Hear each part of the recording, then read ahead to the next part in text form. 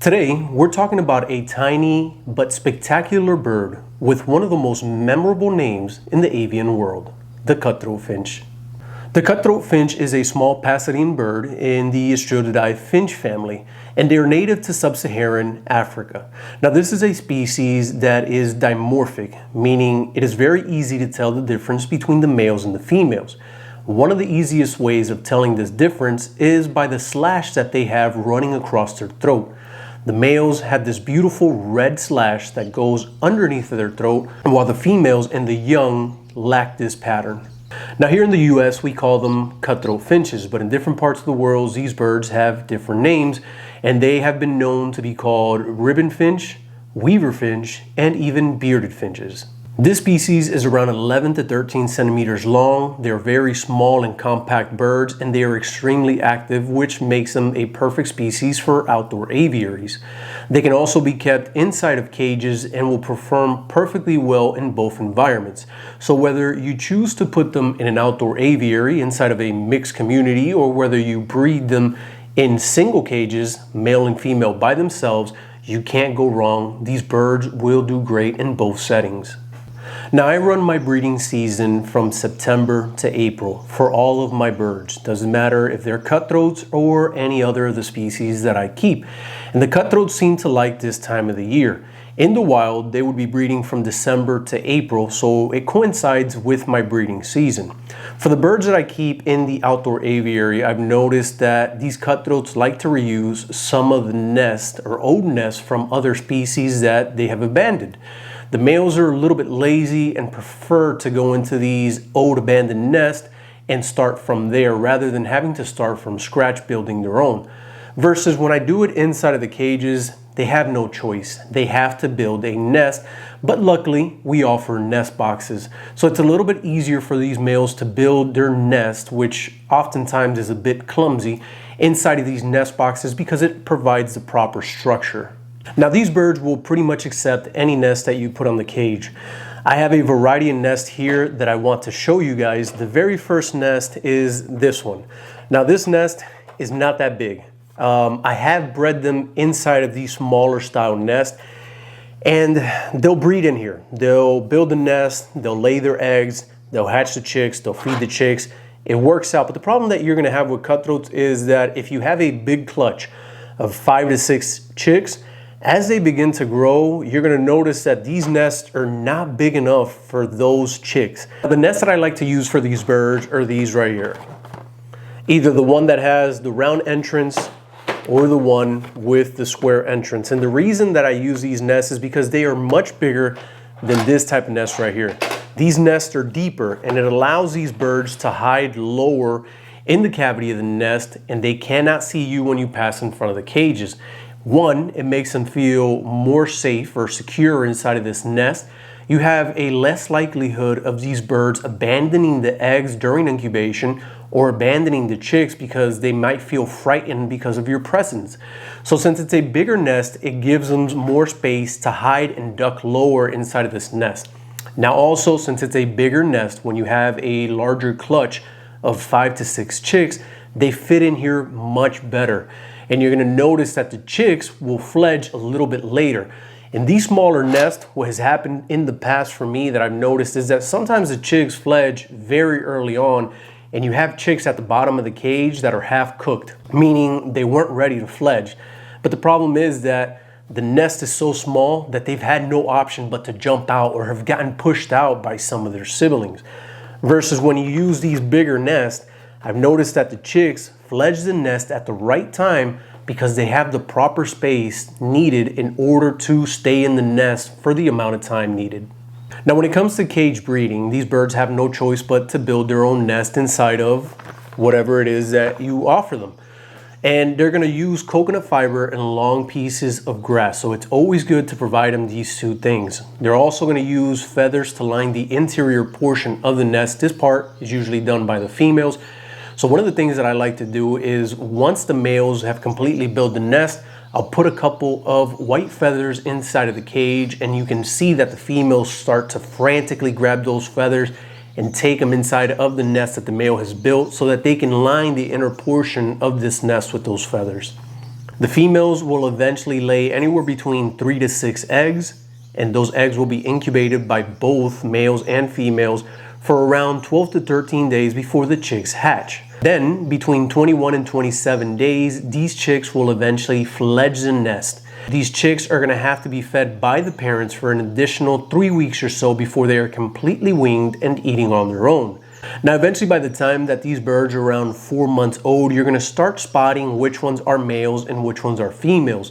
The young males are going to start to show a little bit of red coloration around the neck, and you can go ahead and start separating the sexes this way. Now, when it comes to their diet, these birds are very easy to satisfy. I would consider them a beginner to intermediate species as far as how hard they are to breed. They are an African species. Technically speaking, most African species are a little bit hard to breed, but I would consider these to be a beginner species within the African world of finches. So it is something that if you want to get into that world of breeding Africans, it is the perfect pair to start off with, because they are birds that do go to nest a little bit easier than some of the harder species like the greenback twin spots, the diboskis, the red-cheeked cordon blues, and so on. So it is a species that will breed for you in cages that are 24 by 16 by 16. You can go a little bit bigger than that. You can go 32 by 18 by 18, or you can do outdoor aviaries. They will mix well with other birds, and they will do great in smaller cages when it comes time to breed. But it is important to get their diet correct. One of the things that I see oftentimes many people do is that they feed their birds a very simple seed mix diet. And it's very hard to get your birds enthusiastic about breeding or even getting them into the proper breeding condition when you're just feeding them a simple seed mix. So here at Paradise Aviary, I've developed 2 different mixes. I have the maintenance mix, which I feed the birds in the off season during the time that they're molting or when they've completely finished their breeding season. And then I have the breeding mix. And the breeding mix is what gets these birds into the proper breeding condition. It's a combination of a variety of different seeds that are darker in color and higher in protein than the traditional maintenance mix. And this is something that helps these birds, or it stimulates them to come into the proper breeding condition. It makes them realize that there is an abundance of food. Protein levels are going up. We're getting more food than usual. It's time to start our breeding season. Obviously, that along in combination with a variety of other things, like for example, light hours, the size of the enclosure that you have them in, diet, and so on. There's so many key factors into getting your birds to breed, but diet obviously plays a huge role. Now, if you're interested in purchasing any of these seed mixes, the website link is down in the description box there. You're going to see the maintenance mix, the breeding mix, along with a variety of other different sources of proteins that you can offer these birds. And talking about other sources of proteins, with these Africans, there is no exception. They need insects. Now, there are 2 ways of offering insects to these African birds. There is live food, and there is freeze-dried insects, which are not live. So, all depends on what you're willing to do. Here at Paradise Aviary, I like to offer my birds both. Mainly the ones in the outdoor aviary are the ones that are getting the live food. I try to limit the live food to the birds outdoors. I do feed some live foods to the ones that are in the bird room as well. My favorite sources of live food are termites, are number 1. No exceptions. These are African birds in the wild. Their favorite source of live food is going to be termites. But one of the problems that we have here is finding termites. They're not easy to find. Termites, if you want to find them, you have to literally go out into the woods and start searching for them.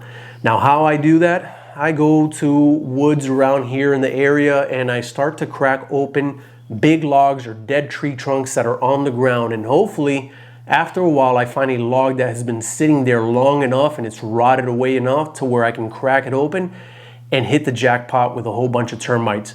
I'll collect those termites, I bring it back, and I feed it to the birds in the outdoor aviary. My second source for live food is mini mealworms or rainbow mealworms. These things are perfect. I grow them here at the house all the time. They're a great source of protein for your African birds, and the African birds love them. especially during the time of the year when they have chicks. They're not hard to grow at all. They are very easy and it is sustainable. Unlike the termites where I have to try to find them, and during certain times of the year it may be very difficult to get because during winter time, these termites oftentimes go underground, so it's hard to find. Versus the mealworms, you grow them at your house, you have them year round, they're readily available, and you can feed them as much as you want to your birds. Now let's say that you don't want to mess around with live food at all. You want freeze-dried insects. Well, there's a variety of different freeze-dried insects that you can offer your birds. Anywhere from bloodworms, black soldier fly pupae, and mealworms. I offer the black soldier fly pupae and the mealworms here on the website at paradiseaviaryexotics.com. And then I also have it incorporated into the egg food, which egg food is a great source of protein as well if you don't want to feed freeze-dried insects either. But I do suggest that you feed these freeze-dried insects because it's that little bit more, that oomph that you give these birds. It helps them that much more. Anytime that you get into the African species, they need that little bit more, that extra step. And that's what's gonna help you be successful with them. I have my own Paradise Aviary's insectivore diet or insectivore egg food that I offer for the African species. And it has a combination of mealworms, black soldier fly pupae, and bloodworms. And this is mixed in with the egg food, and in combination it is very high in protein, and it is something that helps stimulate these birds, get into the proper breeding condition, and feed the chicks once they hatch. Now, one thing to keep in mind with this species, if you're going to keep them in an outdoor aviary, is that they will hybridize with red-headed finches or African redheads. The African redheads look very similar, not the males, but the females. And oftentimes there's a lot of people that will confuse a cutthroat hen with an African redhead hen because both of them look almost identical. Their differences are slightly small to the untrained eye. So it is very important that if you also keep African redheads, that you try not to mix them in the same aviary to avoid them hybridizing or breeding with each other, because they will hybridize and breed. Now, you may ask yourself, how is this a problem? What's the worst that can happen if they hybridize and breed? Well, that's not really the problem. If they hybridize and breed and you keep those chicks inside of your aviary and you have no plans of furthering your breeding or establishing bloodlines, then it doesn't affect you or affect anybody else. But if in the future you decide to sell those chicks and they end up in somebody else's breeding program, these hybrids can completely destroy a breeder's breeding program. So it is very important to try to manage this and avoid these problems. So try to do your part. If you do have African redheads and you do have cutthroats, try to keep them separate. If you do keep them together, remember there's always the risk of hybridization, and be very careful what you end up doing with the chicks that you do hatch. All right, guys, well, that's gonna be it for this video. I hope that it helps you guys. We've talked a little bit about this species, who they are, where they're from, how they breed, what they like to eat, their requirements, and so on. So hopefully, if you have cutthroats or if you plan on buying any of the cutthroats that I have available, go to the website www.paradiseaviaryexotics.com. This video is going to come out at the same exact time as when I link these birds to the website. I only have 10 pairs available. Don't miss out. This is not an easy species to find at the moment, and it's only going to get harder to find. There aren't that many cutthroat breeders out there. And ever since 2020 with COVID, we lost all importations from Africa. So don't expect these birds to come in anytime soon. What we have is what we have, and hopefully you will be one of the new breeders that starts to work with the species and establishes them in your aviary so that others along the way and in the future can enjoy some of the birds that you produce, same way that I've been doing so far. So I hope that this video is helpful. If you liked it, thumbs up, subscribe, blah, blah, blah. You guys know the deal. We'll see each other in the next one. Until then, goodbye.